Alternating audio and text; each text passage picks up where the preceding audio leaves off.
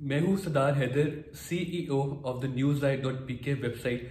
आज हमारे साथ मौजूद है सरदार आसिफ इमदली, जो कि फॉरेन पॉलिसी एक्सपर्ट हैं। इनकी बहुत गहरी नज़र होती है मुल्क की सियासत पे और दुनिया की जो सियासत आजकल चल रही है, खासतौर पे जो अमेरिकन सदारती इलेक्शन हो रहे हैं, इनके ऊपर इनकी बहुत गहरी नज़र रहती है। आइए इनसे बात करते हैं, ये बाइडन और ट्रंप की जो फतह होएगी इसको कैसे देखते हैं। थैंक यू जी हमें टाइम देने के लिए। जी शुक्रिया साहब। पहले सवाल जब पूछते हुए हम पूछेंगे कि अगर बाइडन जीतते हैं, जो कि काफी लीड में भी हैं, वाज़ेह हो रहे हैं कि वो जीत रहे हैं, तो इनकी पॉलिसी को आप चाइना, ईरान और मिडिल ईस्ट में कैसे देखते हैं? जी देखें, सबसे पहली बात तो ये है कि बाइडन जीत चुके हैं, क्योंकि पेंसिल्वेनिया के 20 वोट हैं इलेक्टोरल कॉलेज में, वो जब उनको मिल गए तो उनके 273 हो गए, इलेक्शन जीत चुके हैं। इस वक्त उनकी लीड 40 लाख वोटों की है और अभी 2 या 3 स्टेट्स के नतीजे आने वाले हैं। अब जब वो भी आ गए तो मेरा अंदाज़ा है कि जो बाइडन 300 से ऊपर हो जाएगा, वोट का 300 से बढ़ जाएगा। तो उनको अमेरिकन पब्लिक ने बड़े एक बहुत अच्छा मैंडेट दिया है। अब ये मुझे इस बात का इल्म नहीं है कि कांग्रेस के जो कैंडिडेट थे उनका क्या भी बना। अगर वो कांग्रेस में भी, सेनेट में भी वो अक्सरियत ले जाते हैं, फिर जो बाइडन साहब को 4 साल हुकूमत करने में बड़ी आसानी होगी, क्योंकि वो पहले ही जो है house of representatives, lower house, उसमें पहले ही अक्सरियत से है। अब सवाल जो आपका है वो कि ये बाइडन क्या करेगा, इसका अंदाज़ा हम इससे लगा सकते हैं कि ये जो बाइडन एक तजुर्बाकार सियासतदान है, ये पहले कांग्रेसमैन रह चुका है और फिर 2 बार वाइस प्रेसिडेंट रहा और बराक ओबामा का बहुत ही करीबी दोस्तों में था, कोलीग्स में था और उसकी हर मामले में मुशावरत का हिस्सा था। सो ये कहना शायद दुरुस्त होगा कि वो वही पॉलिसीज को दोबारा बहाल करने की कोशिश करेगा जो उसने अंदर अमेरिका में करना है। वो तो क्लियर है। सबसे नंबर 1 उसकी जो तरजीह होगी, प्रायोरिटी होगी, वो कोरोना का सद्भाव करना, कोविड-19 का, क्योंकि और ट्रंप हारा इलेक्शन सिर्फ इसीलिए है, कोविड की वजह। अगर ये कोरोना का इशू ना होता तो ट्रंप इलेक्शन जीत जाता। तो कोरोना पे उसने सबसे ज़्यादा तवज्जो देनी है, फिर अमेरिकन इकॉनमी पे उसने देनी है, फिर उधर जो माइनॉरिटीज़ के इश्यूज हैं उनको उसने एड्रेस करना है, क्योंकि अमेरिका में अक़लियतों का बड़ा बुरा हाल है। ख़ास तौर पे जो अफ्रीकी अमेरिकन हैं उनका कत्लेआम होता रहा है, उन पर ज़्यादतियाँ बेपनाह होती हैं। इसी तरह इस्लामोफोबिया है, लैटिनोफोबिया है कि लैटिन अमेरिका के लोग जो हैं उनके खिलाफ भी बड़ी ज़्यादतियाँ होती हैं। तो उसको एड्रेस करना पड़ेगा, ये सारे इशूज़ को। फिर औरतों की एक तहरीक है बहुत बड़ी, जो कि डोनाल्ड ट्रंप के ज़माने में उठी और उधर औरतें महसूस करती हैं कि ये उनके हकूक़ जिनसे वो उसने सर्व कर रखे हैं और उनसे उनके बारे में बड़ी तौहीन उन्हें एक किस्म का रवैया रखता है। ये इंटरनल पॉलिटिक्स है। अब रहा बैनुल अक़वामी, सबसे पहले मैं समझता हूँ उसकी जो प्रायोरिटी होगी वो होगी नेटो का एतमाद बहाल करना, अपने पार्टनर्स को दोबारा अपने साथ खड़ा करना और उनके साथ रिश्ते दोबारा जोड़ने, जो कि ट्रंप ने तोड़े तो नहीं थे मगर वो इतना ख़राब कर दिए थे कि नेटो बिल्कुल लावारिस यतीम हो गया था और यूरोपियन मुल्कों को समझ नहीं आती थी कि अब नेटो को कैसे चलाया जाए। और फिर नेटो की जो पॉलिसी है, जो फलसफा है, वो भी अब सब खराब कर दिया गया। तो सबसे पहले वो नेटो को बहाल करेगा और अमेरिका के जो रिलेशन दुनिया में हैं जो खराब ट्रम्प की वजह से हैं, उनको दोबारा जोड़ने की कोशिश करेगा। उसमें नेटो उसकी प्रायोरिटी होगी। जापान के साथ वो दोबारा रिश्ते मजबूत करेगा। और बाकी मेरा ख्याल है, और उसको करना चाहिए क्योंकि असूल की बात है, कि ईरान के साथ जो न्यूक्लियर मुआहदा था, जिसमें सारे सिक्योरिटी काउंसिल के परमानेंट मेंबर्स उसमें उनके दक्षत मौजूद है। उसमें चाइना का भी दक्षत है, फ्रांस का है, बरतानिया का है, रूस का है, अमेरिका का है। एक वो इंटरनेशनल कंसेंसस के जरिए वो मुआहदा हुआ था, और जिसके बारे में बराक ओबामा और बाइडेन साहब भी ये बड़े फख्र करते थे कि हमने एक बड़ा पेचीदा मामला है, बड़ा टेढ़ा मामला है, उसको एक हल किया है और दुनिया के लिए एक सलामती और अमन का पैगाम होगा। वो इसने आगे तोड़ दिया डोनाल्ड ट्रंप ने। और जो तोड़ा उसने प्रेशर था इजराइल का और सऊदी अरब का, और सऊदी अरब के हवारी मुल्कों का, यूएई का प्रेशर था। हो सकता है कुवैत का प्रेशर हो।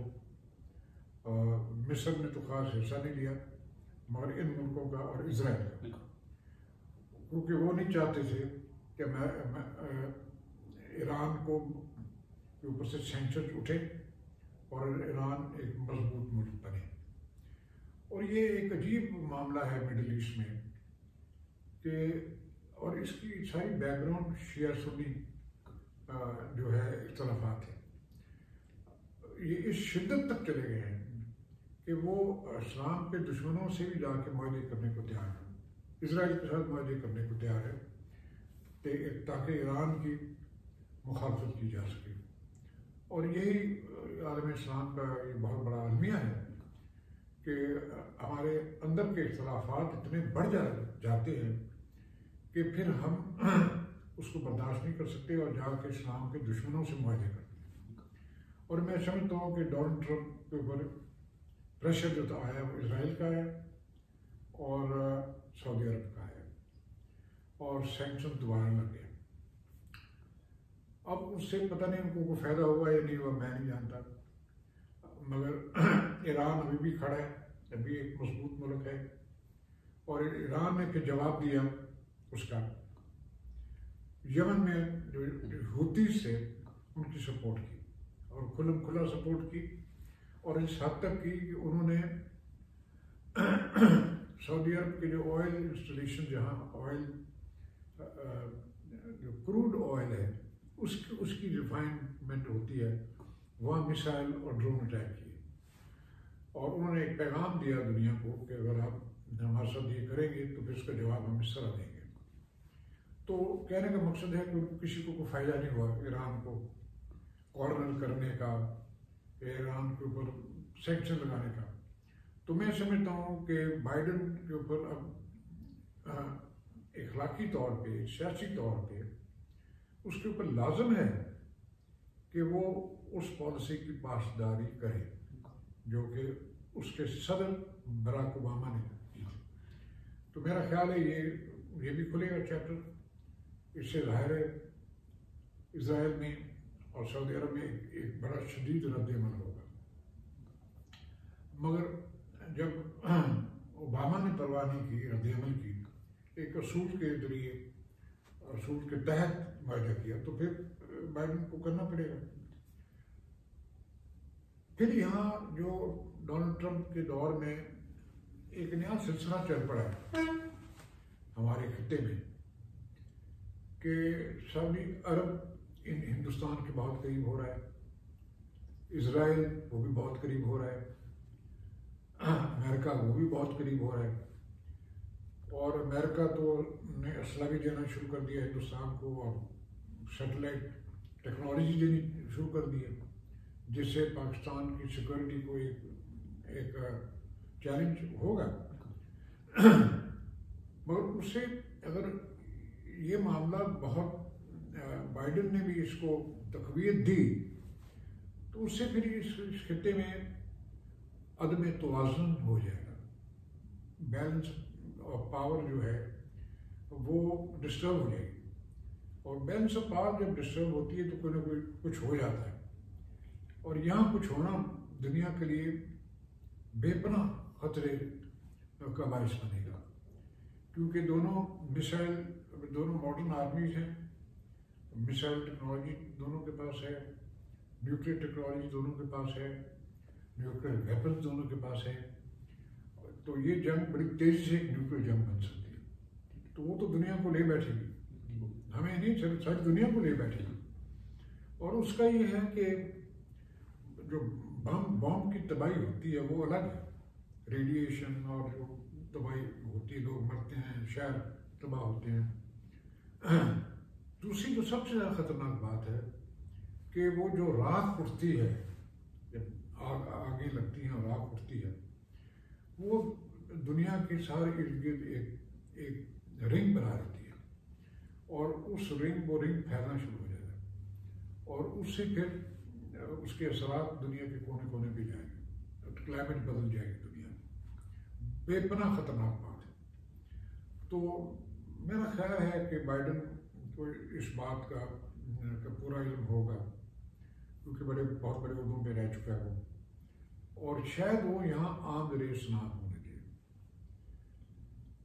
और हो सकता है कि वो हिंदुस्तान के अंदर जो ह्यूमन राइट्स की वायलेशंस हैं, माइनॉरिटी के राइट्स छीने जा रहे हैं, ख़ास तौर पर मुसलमानों के साथ जो जुल्म और सितम किया जा रहा है, वो पहले भी बोल चुका है, वो कह चुका है इसके बारे में, और हो सकता है आइंदा भी वो कुछ करे। फिर कश्मीर के बारे में भी वो बात कर चुका है कि कश्मीर का स्टेटस नहीं बदलना चाहिए था, कि बैन अवी कानून के तहत हुआ है। तो हो सकता है उसकी पॉलिसी में थोड़ी बेहतरी आ रही। मैं ये तो नहीं कह सकता कि वो पाकिस्तान के हक में बोलेगा, पर मैं ये महसूस करता हूँ कि हो सकता है कि अब वो पॉलिसी में थोड़ी सी नरमी ज़रूर आएगी और हिंदुस्तान पे तनकीद ज़रूर हुआ करेगी। पर इससे बढ़ के अगर हम ये समझें कि अमेरिका अब हिंदुस्तान को सपोर्ट नहीं करेगा चीन के मुकाबले में, ये गलत होगा। वो ज़रूर सपोर्ट करेंगे। अब किस हद तक जाते हैं, आर्गूमेंट्स कितने देते हैं, और हमें अब वक्त ये है, वक्त आ गया है कि हम भी कोई थोड़े एक्टिव हों। हम तो एक्टिव नहीं हैं, हम तो वाशिंगटन में नज़र नहीं आते, मगर वहाँ बेपनाह काम करने की ज़रूरत है। वहाँ थिंक टैंक्स में भी काम करना पड़ेगा, हमें कांग्रेस में काम करना पड़ेगा, हमें वाइट हाउस में काम करना पड़ेगा, और हमें लॉबीज तैयार करनी पड़ेगी, और उनको ये बात बावर करानी पड़ेगी कि जनाब अगर आपने हिंदुस्तान को आर्म करना शुरू कर दिया तो ये तो इम्बैलेंस हो गया, तो ये तो जंग के खतरात आप पैदा कर देंगे। तो मेहरबानी करके ये ना करें, आप बैलेंस ऑफ पावर डिस्टर्ब ना करें इसके लिए। फिर यहाँ पे डोनाल्ड ट्रंप का एक मुस्बत एक पहलू ये है कि उसने किसी मुसलमान मुल्क पे हमला नहीं किया। शायद पिछली एक सदी में एक वाहिद आदमी है जिसने नहीं किया, और बल्कि फौजों का इनखला किया, और जंग के वो हक में नहीं था। अब ये एक पॉजिटिव चीज़ है, और बाइडेन को चाहिए कि यही पॉलिसी इख्तियार करे, क्योंकि इन जंगों में अमेरिका को फ़ायदा तो कुछ नहीं होता। मुल्क तबाह हुए हैं, और वो भी इस्लामी मुल्क तबाह हुए हैं, तो उससे उनको क्या फ़ायदा। अफगानिस्तान में जो जंग अमन की एक काविश है, ये डोनाल्ड ट्रंप की है। मेरा ख्याल है ये जारी रहेगी, कंटिन्यू रहेगा, ये जारी रहेगी, और जो बाइडेन इसकी सपोर्ट करेंगे, और पाकिस्तान का इसी में पाकिस्तान को थोड़ी सी रिलीफ मिलती है कि अमेरिकन पॉलिसी वन साइड यहाँ इस खित्ते में शायद ना हो, अफगानिस्तान की वजह से और एक न्यूक्लियर खतरे की वजह से। दूसरा जो वो काम मेरा ख्याल है उनको करना पड़ेगा और वो बड़ा लाजमी है कि चीन के साथ महाजराई एक करना कोई अक्लमंदी की बात नहीं है। चीन ने तो आज तक किसी मुल्क पे हमला नहीं किया, ना उनकी ये पॉलिसी है कि हमने अपनी आइडियोलॉजी को बाहर किसी मुल्क में जंग के जरिए फैलाना है। उनकी कभी भी पॉलिसी माओ तुम से लेके आज तक नहीं पॉलिसी। तो अब प्रेसिडेंट जो चाइना का प्रेसिडेंट है उसके साथ इन्होंने जो ये सी पैक का सारा सिलसिला है और बेल्ट एंड रोड का प्रोजेक्ट है, हमें समझना चाहिए कि इसमें तो इस विन विन फॉर एवरीबॉडी। जहाँ वो सड़कें जाएंगी वो भी विनर्स हैं, चाइना भी विनर है। और जब ये विनर्स बनेंगे सारे तो सबका इक्तिसादी फायदा होगा, और जब सबका फायदा होगा तो फिर अमेरिकन माल ज़्यादा बिक सकता है। ना जाने उन्हें क्यों ये फ्री ट्रेड का जो हमें 2 सदियां लगी हैं इस दुनिया को इस फ्री ट्रेड तक पहुंचने के लिए, और डोनाल्ड ट्रंप ने 4 साल में इसका बेड़ा गर्क कर दिया। चाइना के ऊपर एक ट्रेड वॉर शुरू कर दिए, ड्यूटियाँ लगानी शुरू कर दी, फिर काउंटरवेयरिंग ड्यूटियाँ लगी चाइना की तरफ से। तो इसमें नुकसान किसका होगा? चाइना को कोई नुकसान नहीं होगा। वो एक मुख्तलिफ किस्म का माशरा है, मुख्तलिफ किस्म का मुल्क है, उनके अंदर कैपेसिटी है वो ऑब्जॉर्व कर लेते। नुकसान हुआ तो अमेरिकन कंज्यूमर का हुआ, अमेरिकन सिटीजन का हुआ, जिसको महंगी चीज़ें दूसरे मुल्कों से खरीदनी पड़ी जबकि वो सस्ती खरीद रहा था। और अमेरिकन इंडस्ट्री को हुआ जिसने चाइना में इन्वेस्ट किया, तो उन्होंने अपनी इंडस्ट्री का भी नुकसान करा है और अमेरिकन जो कंज्यूमर है उसका भी नुकसान करा है। तो मेरा अंदाज़ा है कि वो चाइना को री एंगेज करेगा और ये जो ट्रेड वॉर है इसका वो सीज फायर करवाएगा और फिर इसको जो ड्यूटियाँ अमेरिका ने लगाई हैं, जो चाइना ने काउंटरवेलिंग लगाई हैं, इन ड्यूटीज़ को step by step roll back करना पड़ेगा।